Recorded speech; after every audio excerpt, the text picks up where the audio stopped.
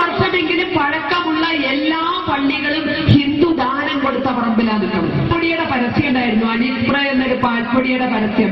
അത് ഓർമ്മിക്കാൻ ഞാൻ ഇവിടുത്തെ കപട മതേതരക്കാരോടും ന്യൂനപക്ഷക്കാരോടും പറയാ, എന്താ പരസ്യം? പൊടി പോലുമില്ല കണ്ടുപിടിപ്പാൻ. ഓർമ്മയുണ്ടോ പരസ്യം? പൊടി പോലുമില്ല കണ്ടുപിടിക്കാൻ എന്നതായിരുന്നു ആ പരസ്യം.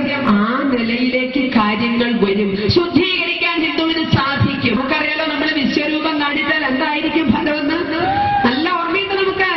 1992 ഡിസംബർ 6 മുലായം സിംഗിന്റെയും നരസിംഹറാവുവിന്റെയും 7 ചുറ്റി കമ്പിവേണിയും 70 കടന്നുകളും 700 പോലീസും 7000 പട്ടാളവും 70,000 പത്രക്കാരും കാവൽ നിന്നപ്പോ ഹിന്ദു ഒന്നിച്ചൊന്നുണർന്ന ഒരൊറ്റ ഓങ്കാരം മുഴക്കിയപ്പോ തവിടുപൊടിയായ പള്ളിയുടെ കഥ, ഇല്ലാത്ത പള്ളിയുടെ കഥ ഇന്ന് ഞങ്ങളല്ല പാടി നടക്കുന്നത്.